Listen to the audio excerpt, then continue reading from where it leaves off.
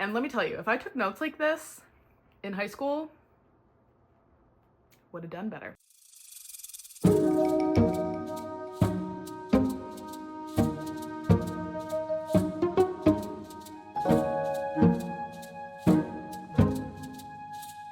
Hey, hi, hello, my name is Laura, and I'm still sick, and I say still because I made a video while I was sicker that I'm unsure if I'm uploading. So if you see this first, I probably didn't. I was very sick, and I was like, I've been really behind on my channel, and then, I don't know if you know this, but when you're sick, you don't make good content. Just like, in case you're curious.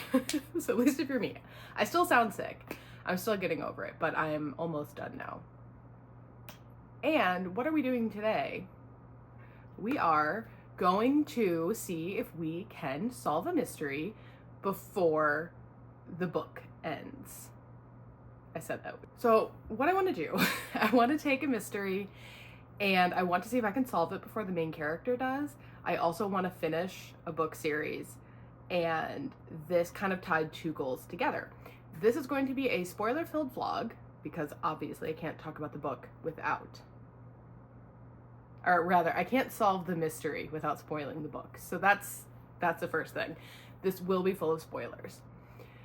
The second thing is that this will, in some respects, have spoilers for the rest of the series. And what book are we talking about? 9 Lives by, oh, wow. 9 Liars by Maureen Johnson. And while this is kind of a standalone in the Stevie universe, I guess it's the Truly Devious universe, but I'm gonna call it Stevie because the first 3 books are one long mystery. Like, I think there's a mystery per book, but there's an overarching mystery through all 3 books. Book 4, The Box in the Woods, is like a standalone story set at summer camp. This follows the story after the summer camp, and I think, having not read this yet, I think that this is more or less a standalone. Like, I think if you read this without reading The Box in the Woods, that, I mean, there's a chance that would get spoiled for you, but like, it's not vital to your understanding of this story. So that being said, if you've not read Truly Devious at all, I would recommend saving this video for later. But if you've read Truly Devious, if you've read 9 Liars, stick around. We're gonna see if we can solve this before Stevie does. My guess is no, because I'm dumb, I think, which is so funny because with thrillers, I feel like I clock a lot of the plot twists in advance, but when it comes to an actual mystery, I'm so dense. And I think it's because mysteries, for me, rely on some of the smaller details that I tend to forget. And thrillers kind of rely on the shocking plot twist. And mysteries do too, but it usually comes from like, oh my god, wait, I never told this character this piece of information, and they don't realize that for like 3 chapters. And I'm like, I've already forgotten that you even said that. So, whereas like in a thriller, it's like, oh my god, this person is actually somebody else, and for some reason I can pick up on that way faster. Side note, I was gonna do this with Beautiful Ugly by Alice Feeney, and I hated that book. I kind of want to rant about that, and some part of me wishes I had filmed that because I had such a weird reaction to it. Okay. Things in my head. Anyway, 9 Liars. What is 9 Liars about? Senior year at Ellingham Academy isn't going well for Stevie Bell. Her boyfriend David is studying in London. Her friends are obsessed with college applications, and with the cold case of the century solved, Stevie is adrift. Relief comes when when David invites Stevie and her friends to join him for study abroad, and his new friend Izzy introduces Stevie to a double murder cold case. In 1995, 9 friends from Cambridge University went to a country house and played a drunken game of hide and seek. 2 were found in the woodshed the next day, murdered with an axe, and now one of the remaining 7 realizes that she saw something she can't explain. Someone's lying, and what happened? I can't read out loud. Someone's lying about what happened in the woodshed. Already very interested. I really love Stevie as a character, and I'm not, like, I do think I prefer thriller to mystery, But I really like this mystery series, probably because it's YA, so it's easier for me to understand. But I have my annotation kit, which is, what is this? Oh, these are my clear sticky notes, which are terrible to write on. I understand clear and paper don't align, but like, how do you have clear sticky notes and then don't have like a utensil that you can write on them well with? I need to figure that out. If I want to mark up the book, I have pens and highlighters, and I do have sticky notes to tab the edges. They're not in front of me. I'm going to be taking notes, and I will be checking in with you. My goal is a minimum of 4 times, at least once per quarter, but also if I come up with any plot theories along the way, I think I'm going to check in then too. I haven't fully decided, but I want to check in, and I will, I think depending on how I feel like when the reveal is coming, I will be sure to kind of lock in my official prediction if I can come up with one. But ultimately I want to record like who all the characters are and potential motivations for these characters and kind of key elements and see how much I can piece together myself. I have low expectations. But this just seems like a fun idea, and it seems like something I can do while I'm recovering from being ill, because sometimes I just can't do things. I've been playing Fields of Mystria. Also, I bleached my hair in just like a fun ADHD spur of the moment thing. Only the bottom third, just like in case I ruined it or hated it so I could cut it off. I like it more than I anticipated. I was doing it so I could dye it, but honestly, I'm not hating it. Like, I thought it was gonna be a lot more brassy, but it turned out pretty good. Makes me miss the fact that I used to have really blonde hair, and now I have really dark blonde hair. Okay, I'm procrastinating. I will check in with you guys. Okay, I am just over a quarter of the way through, and I think I like can't even adjust. Well, now Nugget's leaving. I was about to say my cats are really cozy, but they both decided they don't care anymore. So, where are we at?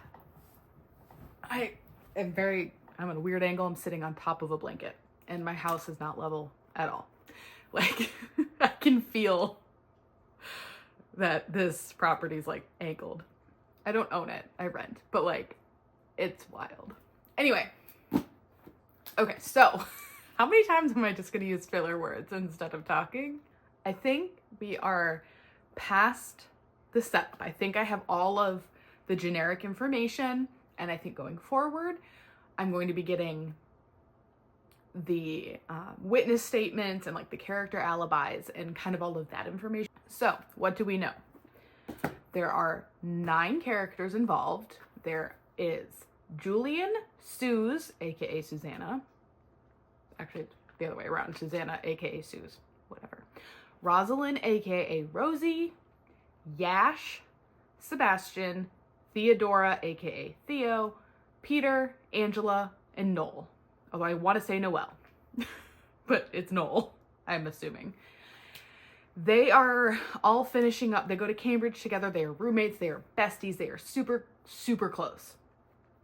And this is their last week together before they kind of all separate into the real world.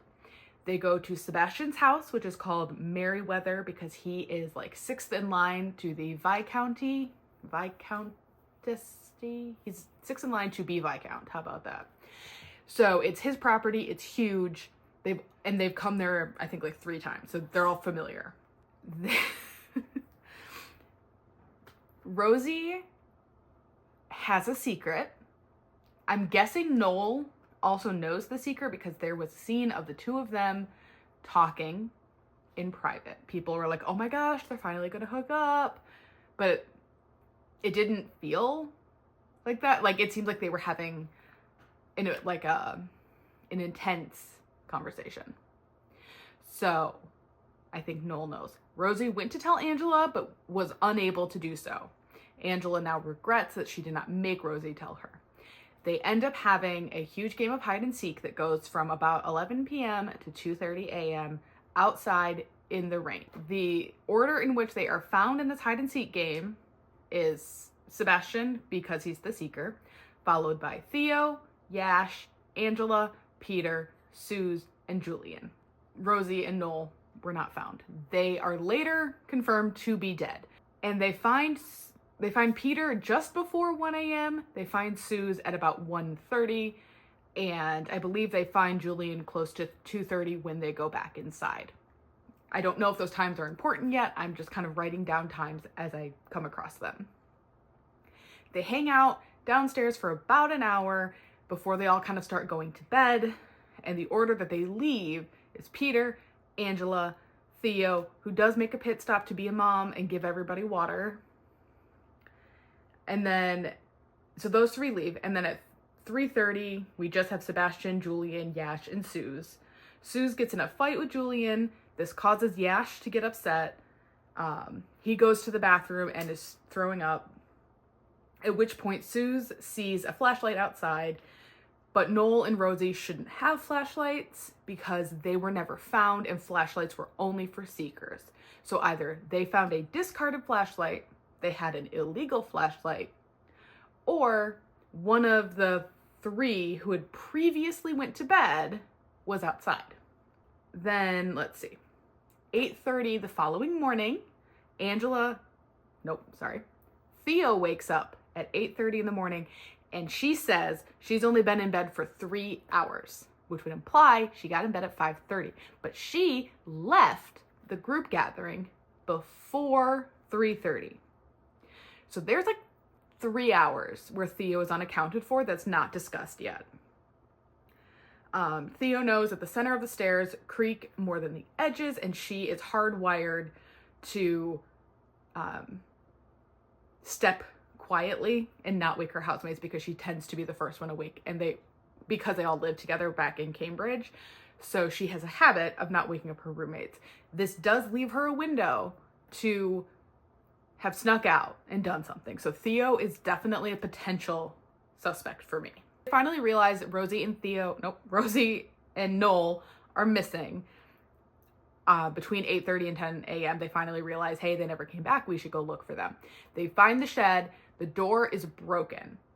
It's broken at the hinge, but the padlock is still in place. This is important because there's 2 sets of keys.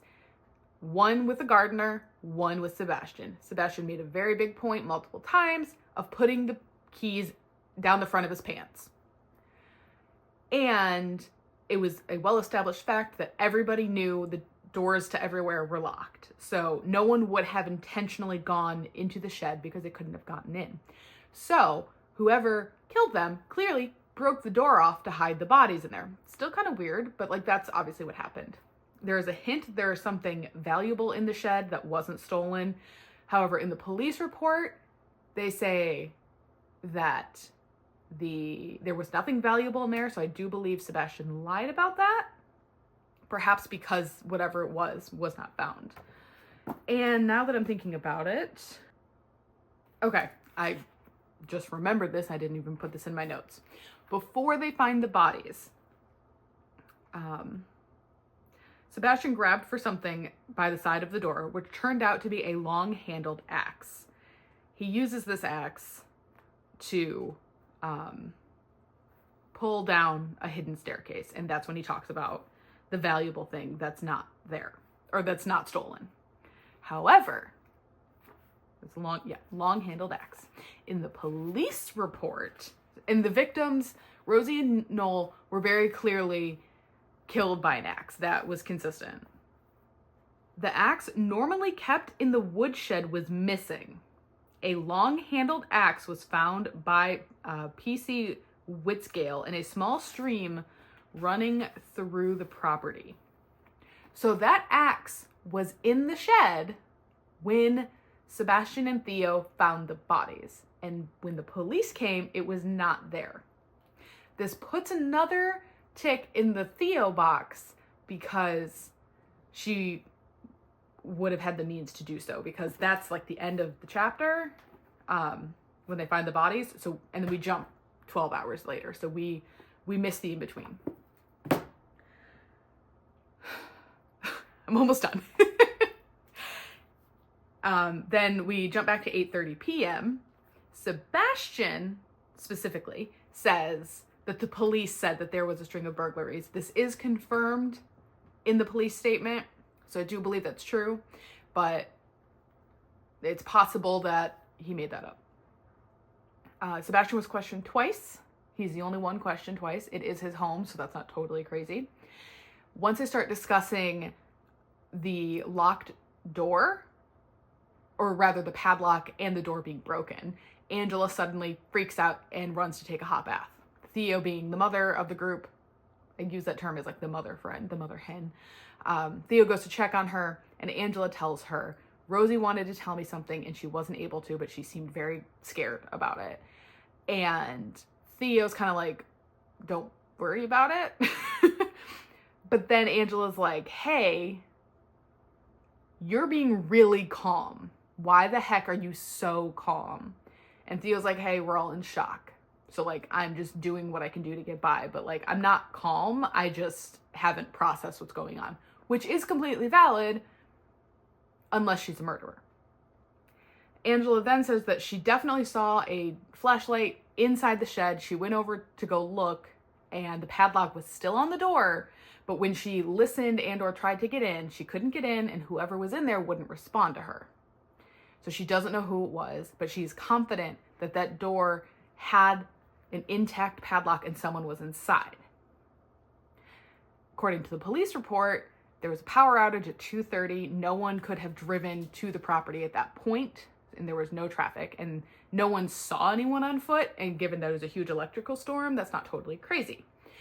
So the implication is whoever killed them was very likely on the property already and either killed them before the power went out or could have stayed in hiding and left later. And the only detail from the future storyline, which is to say Stevie's story, which I haven't touched on at all, is that Angela's niece is friends with Stevie's boyfriend, David, and starts telling Stevie about this murder and how Angela, when she got very high on painkillers after a surgery, started talking about the murders and says she is convinced one of her friends did it. That's never been proved, but Angela thinks one of her friends did it. If I had to pick a suspect in this exact moment, it would be Theo or Sebastian. Strongest reasonings being Sebastian had the keys and it's his property. He has the easiest means of getting around undetected. Obviously, with the keys, he would be able to get in and out of every single place, and he could come back and break the door after the fact to make it look like it wasn't him. Or, I mean, he didn't, but he could have also pretended to lose the keys. That didn't happen, though. Theo, there's like 2 to 3 hours. I cannot account for her whereabouts at this time. She is currently very calm, which could mean that she already knew all of this was going to happen and therefore did not have a big reaction because it was expected. She also,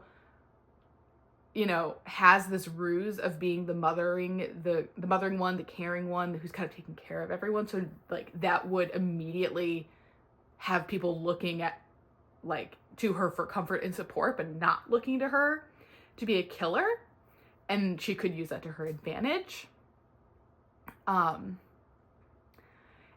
I also think if it's her, because of her mothering qualities, it's possible that she could have drugged people to get them in a more compliant state to do what she needed. That's all speculation. I actually really like Theo as a character, so that would be disappointing. But that's kind of the general basic outline. And I'm still kind of trying to figure out what I don't know. I do have a couple questions. The colors do mean something, not that they're super obvious. But the light blue is things that I think are important. Typically, when I think there is a timeline of something or a specific character attribute that may come back, that's usually what those are. This really dark one, which is not super obvious, but The dark one I put for like anything romantic related for these characters, just because I feel like romance may have its own kind of secondary importance that I kind of want to parse that one out specifically. And then there's pink ones in here that are my unanswered questions. And those are, what were Rosie and Noel talking about?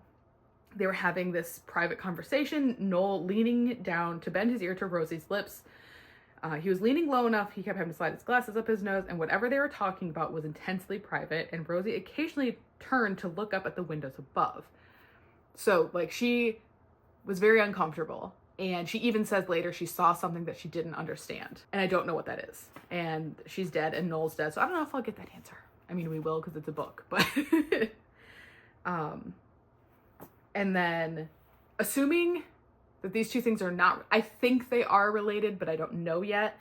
I then have the question of what was Rosie trying to tell Angela if it wasn't what she was talking to Noel about, but that could be the same thing.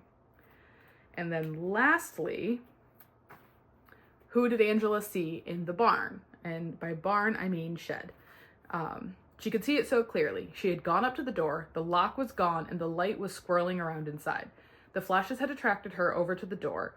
She had seen something, and she could tell there was something on the other side of the door, waiting and listening. She had felt it.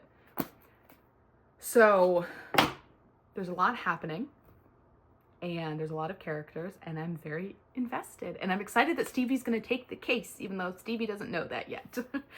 In Stevie's world, if you want an update on what's going on with Stevie, which is not the point of the book, I mean, it is, but the mystery is the cold case.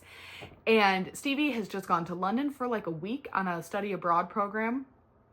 And I'm getting some red flags from David. And I'm recalling now that I don't think I liked David in the trilogy. I think I wanted her to date.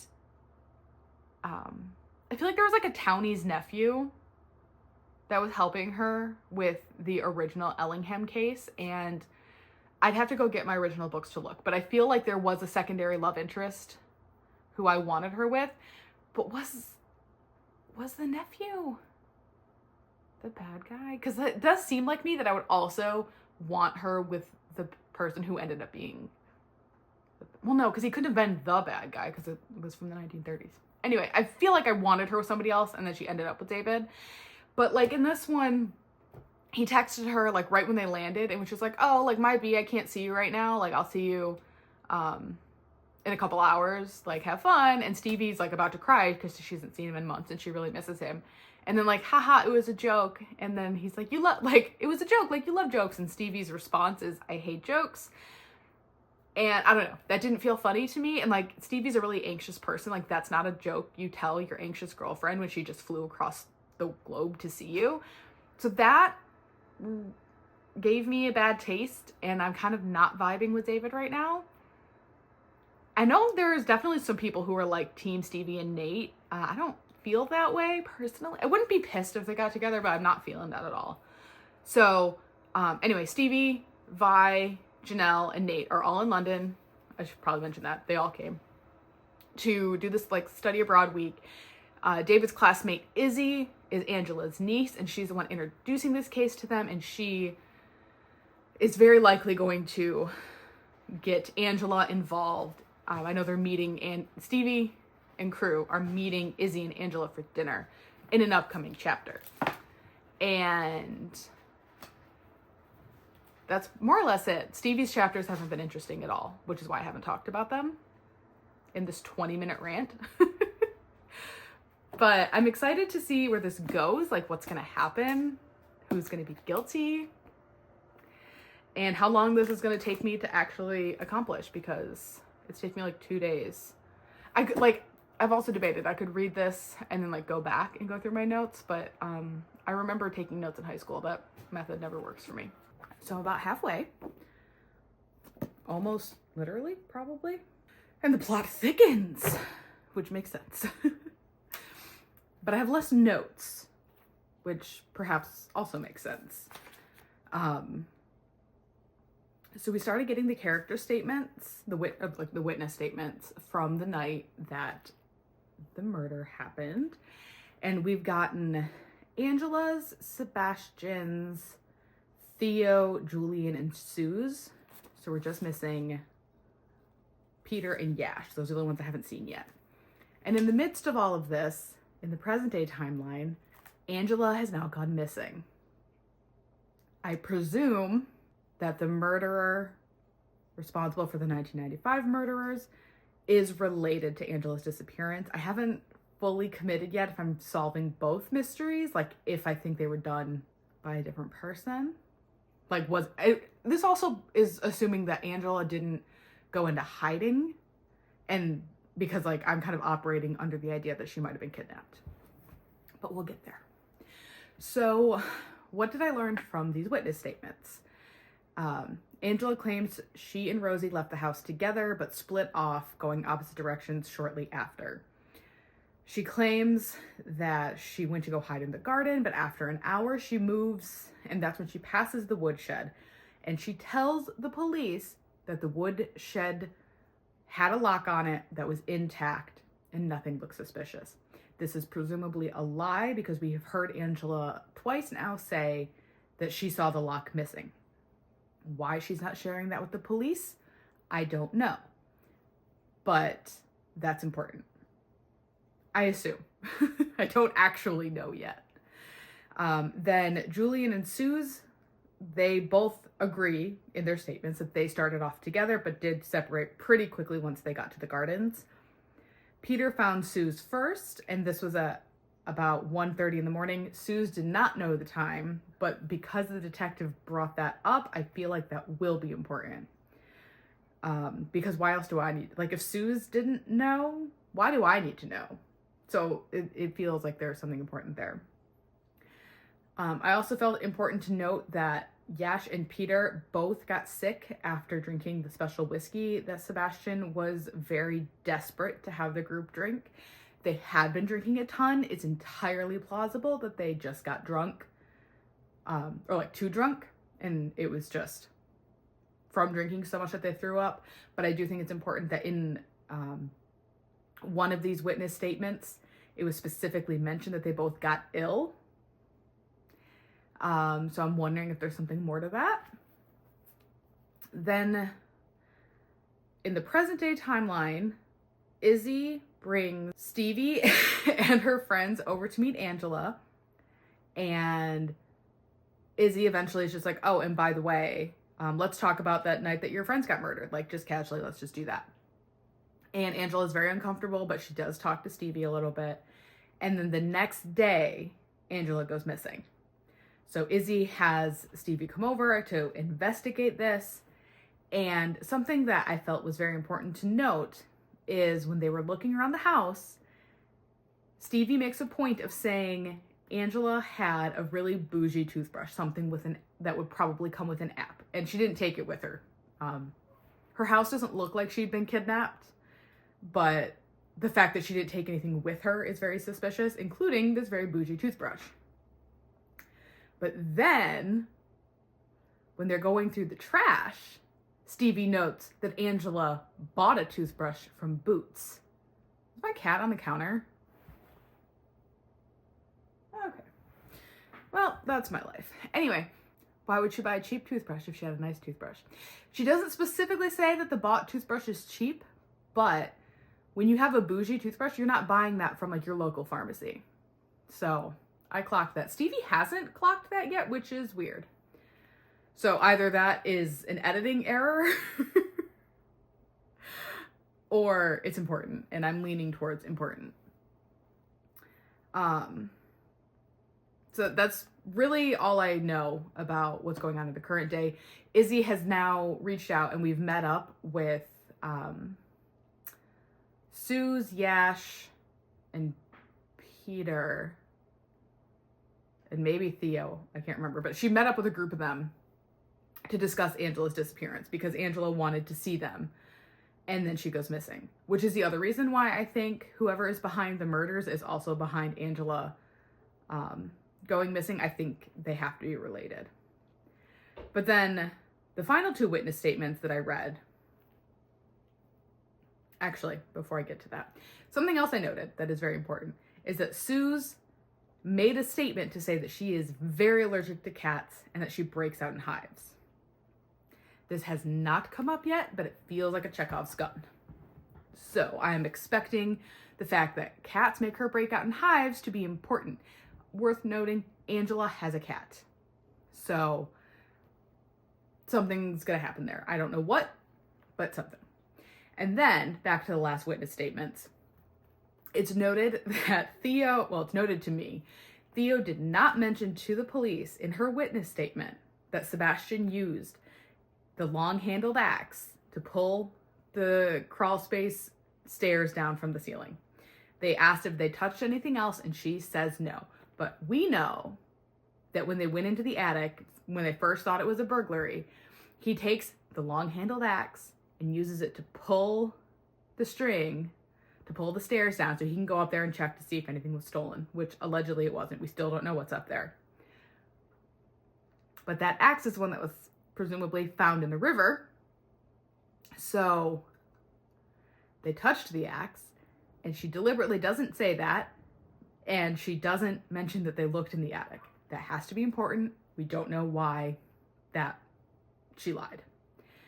And then something, just kind of a passing note, that Julian had made out with a girl at the bar prior to this week. And this is what caused Julian and Rosie to break up.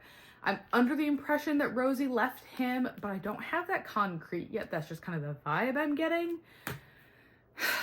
And they definitely believe Rosie and Noel were hooking up right before, within the last 2 weeks that they were alive.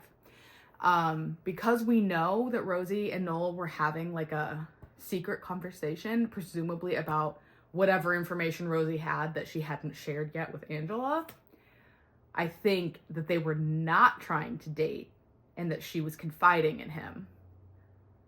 Because I just don't see this being a murder-suicide situation, which is another possibility, but I don't think you can suicide yourself with an axe. I mean, you can, but not in the way these bodies were found. So I don't have any new theories as to who could have done it. Theo and Sebastian are still my top guesses, because I haven't come up with new information. So that still feels correct to me, that they had, Theo has those unaccounted for hours, but I don't know her motive. Julian has a motive if he's jealous of Rosie moving to Noel, but I get the vibes that that's just not how this group operated. Also, I have for the movements that I know, I have a lot of movement for Julian at this time that he wasn't missing. Theo's the only one that I can really say, unless it's an editing error, that there is deliberately unaccounted for hours. Because everyone else, obviously one of them is lying and they weren't asleep the whole time, but there was no one else saying a specific timeline. And Theo saying she woke up at 8:30, having gone to bed at 5:30, but she last interacted with our group at 3:30 or even earlier. That's 2 hours that you have told me you're not accounted for. I can assume everyone else, when they fell asleep, stayed asleep. So, but I also think Theo's going to be the red herring, and that's why this is sus, whatever she's lying about, because the title being 9 Liars, I assume they all have a secret. And obviously Rosie's and Noel's was enough to kill for, which makes me think Rosie is the secret keeper, and that's who they wanted to kill. But they figured out that Noel knew, and so he had to die as well. Sebastian in current day is the Viscount, which does mean he has a vested interest in his public appearance and having that stay a certain way. So that could give him a motive depending on what Rosie's secret is. And I think once I learn her secret, that's going to kind of make everything make sense. So I could see I could see Sebastian killing to protect his reputation, even though it doesn't feel politically motivated, but like maybe that's the case. There was also specific reference to Sebastian saying that their gardener was hard of hearing. He wasn't on site, but again, why tell me that if it doesn't matter? So I definitely have some information to work with, but no new motives. And the only motive at the moment that makes sense, and I think it's a stretch, is that Julian was jealous. And this just does not feel like a crime of passion in that way, even though how messy it is kind of feels that way. Does that make any sense? I don't know. All to say, I'm really enjoying this, as I always do. At this point, I'm like, I want there to be a 6th book, even though she only had, like, at the end of this book is going to be, like, Christmas time of her senior year. So there's only, like, 1 more year of her in high school, and I don't know if Maureen Johnson wants to write this just following Stevie's life forever. I'd be kind of here for it, depending. But that is all for now. And the next time you see me, I won't be so low in the frame. I am almost done with 9 Liars. I have about 40 pages left. And I have come back to share my final opinions and then, to let you know if I was right. Because Stevie has now said she's figured it out and she just now has to prove it. Why does my shirt look so saggy?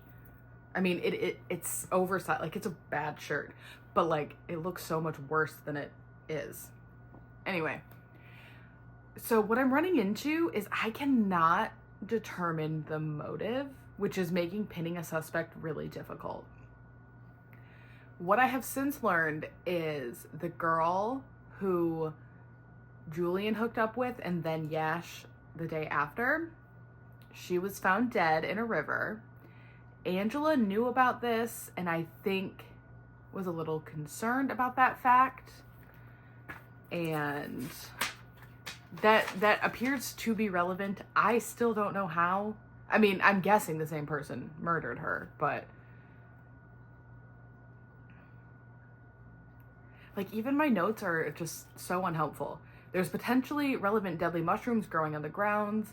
I think this tied into the fact that Sebastian had a weed garden in the attic of the shed.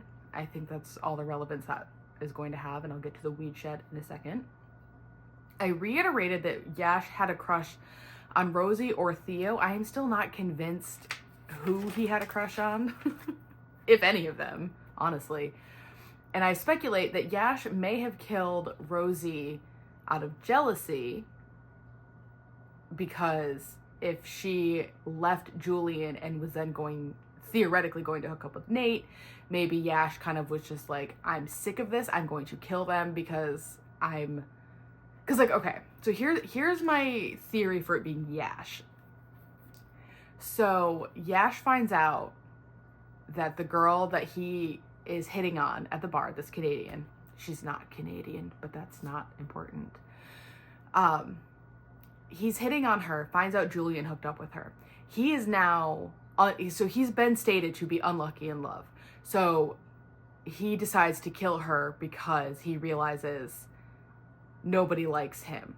They're always picking other people. Like, all these people are picking people that aren't him, and he's like the second, not even, he's the last choice. So he kills her. And then when he goes to Merriweather, he's like, okay, Julian and Rosie have broken up. Now's my chance. And then everyone thinks that Rosie and Noel are hooking up. So then he gets jealous again and then kills the two of them in a crime of passion.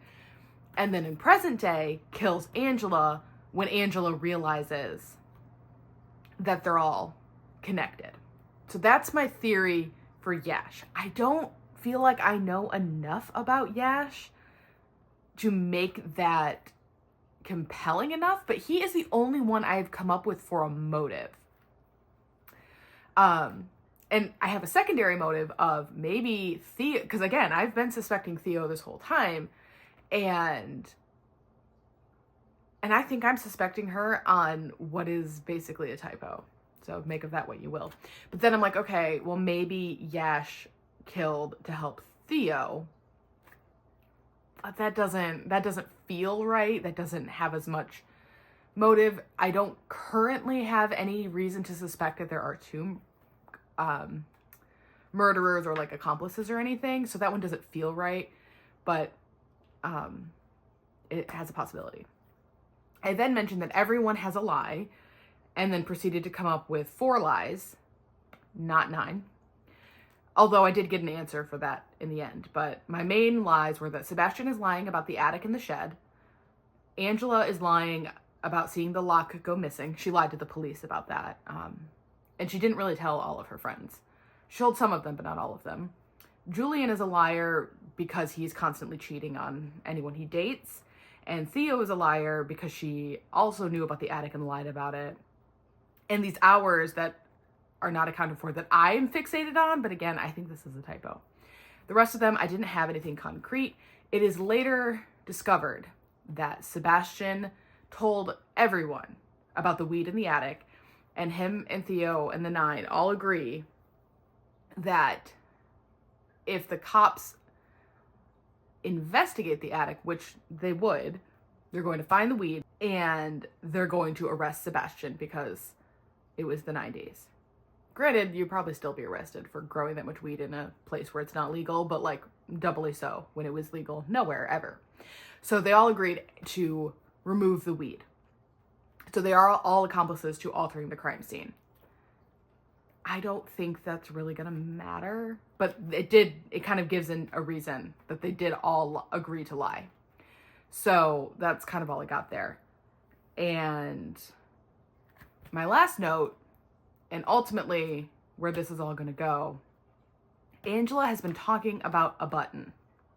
No one admits to knowing what that means, what that's about. They think it's a typo. They're like, we don't know anything about a button. This doesn't mean anything. Her cat, Doorknob, is obsessed with buttons. This is relevant. I don't know how, but this leads me back to Suze being guilty because Suze has said she is allergic to cats. This feels like a Chekhov's gun situation. I don't need to know that Suze is allergic to cats. It doesn't change the story at all unless she's going to interact with a cat.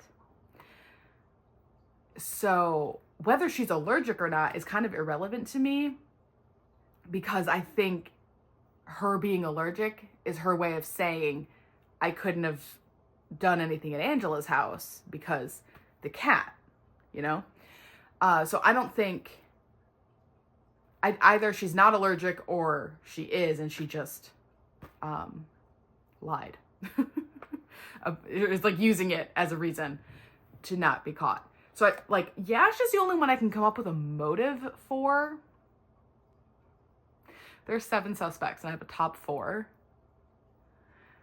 And also this whiskey. Steve, you picked up on this too. This whiskey is like such an important aspect. And, okay. So this whiskey is like super important. Yash, leaves to go be sick after drinking this whiskey. He could have snuck out. Did he sneak out before they saw the torch though? Okay. So after they get the whiskey, Yash, Julian, Suze, and Sebastian are talking about the Canadian. And this does appear to be when Yash finds out that Julian had hooked up with her first. We don't know for sure that he didn't know that, but the group doesn't know that. So they're telling him about Julian and the Canadian, and Yash then is like, he stands, wobbling a bit. Right, well, I have to. With that, he left the room, taking a slightly sinuous path that included a direct hit on a side table and edge of the door, and a minute later, the distant sound of retching came into the room, echoing from one of the downstairs loos. This could be faked. He definitely could have faked all of that. He didn't disappear, though, because after that happens, there's some conversation. Suze gets up and goes to the window and is looking out the front of the house, and From the loo in the hall, there was a final cluster of retching coughs and a flush of the toilet. "I'm fine," Yash called weakly to no one. This was followed by the sound of him unevenly ascending the stairs, punctuated by one or two full body falls, and then silence. And shortly after that, Suze sees the torch outside. So it had to be Yash. Right? Because Theo makes a point of saying everybody knew, my arm looks so long, that everyone knew about the stairs. That if you wanted to be quiet, you had to step on the sides and the centers were louder. So it would make sense that someone who wants to deceive would walk up the stairs loudly and I guess maybe sneak back down on the silent side, or maybe they were just stepping on the same stair over and over again. Like, I don't know. So that's another tick in the Yash bucket. Although anyone who was not in the room could have snuck out at that point, which would have been Yash, Peter, and Theo. And I know nothing of Peter, which almost makes me want to say he's guilty because I know nothing. But that would not feel good to me if that was the answer. And I cannot think of a motive for Theo. Her movements have been suspect to me. And I think Theo has a lot of means and not a lot of motive. Sebastian, and there's even a comment unrelated to this murder about how, like, oh, all the keys looked the same. And that feels important. That, like, someone's gonna be like, oh my God, the key ring that Sebastian had, like, there was, like, identical keys or something. That feels like that's gonna come back into play, but I don't know how. So, I think my final guess, we're gonna do a rank, just because, like, I want, like, half credit. But I think I'm gonna go ahead and say it's Yash, kind of being this incel and killing all these people who just don't pick him first. That's my first guess. I still don't understand the button. That is not making sense to me. Stevie has found a piece of paper in the trash that's like, this solves everything. I just have to be able to prove it now. And I went back to her looking through Angela's trash, and I'm not seeing anything that's super clear to me. And I will say, I don't think that's an accident. I think some of this is meant to be part of the reveal, and I just should have been able to pick pieces beforehand. So my first guess is Yash in a crime of passion.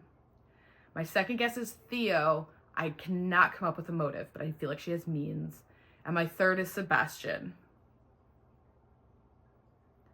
And then Peter. I don't, and Sue's sus as hell with the cat, but that, I don't know. I don't know. I guess I'm sticking with Yash then Theo. That's what we're going to say. Final answers. And then I will check in with you in like 20 minutes when I finish.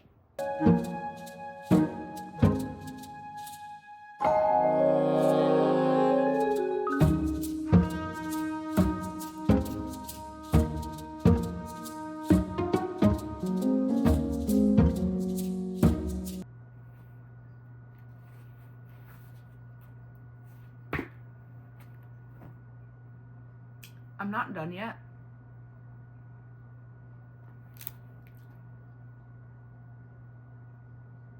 But the fact that I've been harping on about these keys to myself, I don't even know how much I talked about the keys in the video, but I'm like, the keys have to mean something because they were shoved down Sebastian's pants, which implies no one could have touched them.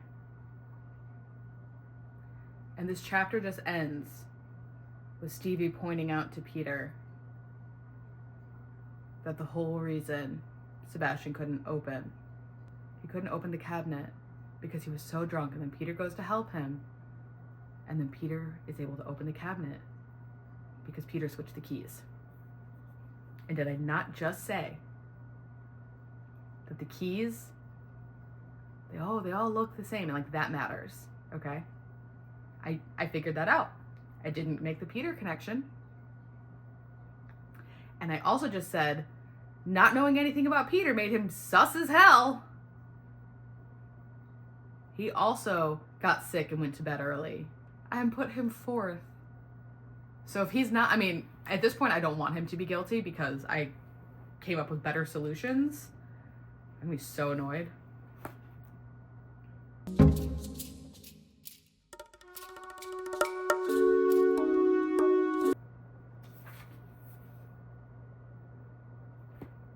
Okay.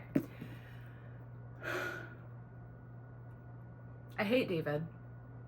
And I have been hating David.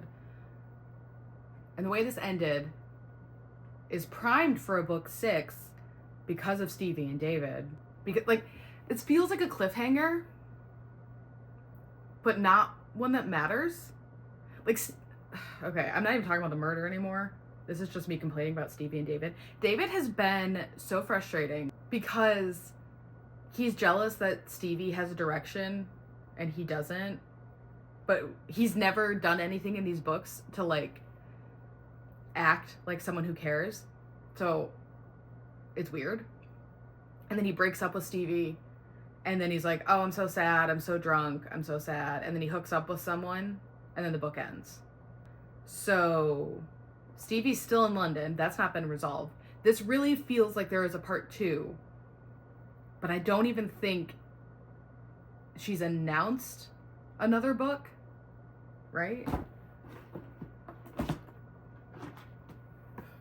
Is this? Oh, it is. Good for me. Okay. 8 months ago. Oh. Okay. There does seem to be a placeholder on Goodreads. Okay. So this person said, Maureen Johnson said on her socials at some point she'll return to Truly Devious.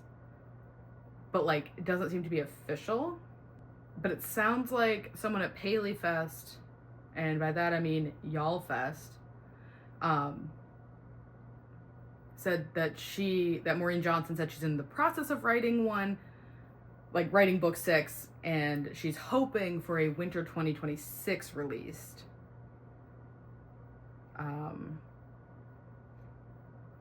And someone else says that there is a 6 and 7 that was confirmed in an interview. So I am excited that there is more Stevie. I hope that there is no David. But how are you going to end a book like that and not, like, confirm that you have another book coming? Because that is an unsatisfying ending. One, because Stevie's story doesn't feel like it's tied up. Like, that's not a conclusive book or series ending. And 2, that mystery was so, like, Stevie basically is like, this is what I think happened. Have a good day. Signing off. And then the 9 who are now 6 are pretty much just like, cool, we'll look into that, see what happens. And then it ends. So that was disappointing. The mystery was fun. I liked doing this project. I liked, as always, I love the Stevie Bell series. Like, I think Maureen Johnson is really good at writing a compelling mystery. I think Stevie and Nate and Vi and Janelle are all really good characters. I hated how Stevie was acting in this book in relation to her prioritizing her thing over her friends. I found that to be very annoying and not super in character. Like, yes, she always prioritizes the mystery above everything else. Like, that is in character. But the way she was treating her friends and putting them in very serious danger. Like, she's like, I think one of them might be a murderer. Let's go to a secluded location with them, hey? What do you think? So that bugged me. I felt like she was not a good friend in a way that didn't feel true to who she had been. So I didn't like that. So, like, to kind of have all of that not wrapped up and with no book 6 on the horizon is a bit of a letdown. But I finished a series this year. That's great. I've finished a couple series this year, but this was one I really wanted to knock out. So I finished that, and then I get like an 1/8 of a point for recognizing that Peter could have been a suspect. And I think I get half credit for realistically having the motive. I had the motive right. I had the person wrong. Still annoyed that Theo has some missing hours. That's not explained. But I did clock the toothbrush being sus. I liked that. I still don't really understand the button. I get she was using it as a misdirect. I just don't understand why Peter would have fallen for it. That part I don't get. Like, what button did he think happened? Like, that, I don't get that. I still don't understand how the button worked successfully. Like, you know what I mean? Like, I get what she was trying to do. I just don't understand how button worked, but whatever. I get partial credit. Not a lot. Not a lot. I don't know how to mute this Pokemon noise. Sorry. I'm shiny hunting while I edit this video. And I realized I never really talked about how this book ended, and it's like 3 weeks later. So, oh God, there's that mess too. Jesus. Okay. So,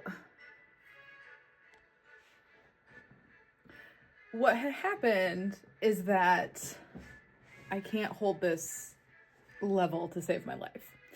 And Peter killed Rosie and Noel because Peter killed the American/Canadian. She was American. She lied and said she was Canadian. Like, I think that's a thing Americans still do and probably will go back to doing. Even though I feel like our accents give us away. Everything about us gives us away. Whatever. So, the American girl hooked up with Julian and hooked up with Yash, had no interest in Peter, or I don't even know if Peter hit on her, but like, he basically was like, nobody likes me. So he ends up killing her. And then, because she borrowed something from Yash and was like, and Peter ran into her when she was coming to return it. And then Peter killed her. Well, Rosie happened to see it, or saw something suspect, and then when they found out that she was dead, like, because like her body showed up in the river a week later, Rosie realized what she had seen.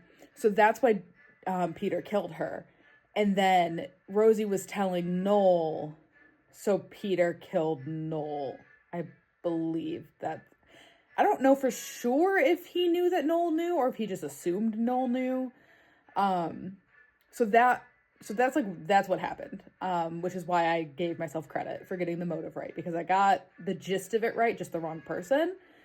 And then the button, I still don't fully understand, but Angela was using that as like a way to get the murder suspect to come to like out themselves to her by acting like she had evidence that she didn't actually have. It still didn't fully click for me, and that might just be me being stupid, which is completely fair. Because when I was rewatching my footage and I was like dancing around the fact that there was clearly 2 sets of keys, I'm like, you were so close to the point and you missed it entirely. Like, you were so close and so far at the same time. So I'm not good at this game, but I had fun, and I think that kind of covers the gist of what this plot was. I'm so sorry if this Pokemon music is annoying, because I can't turn it off. Okay, bye. But this was fun. If you have not read the Truly Devious series, I think it is a fun time. It's an easy time. This is a cat. And it's like, it's got like Knives Out, but for high school. Like, it's fun. I had a good time. How many times can I say that? I think it's like a 4-star read. I definitely recommend. And will I do this for Truly Devious 6? Maybe. In the meantime, I will see you with another video in the future. Bye.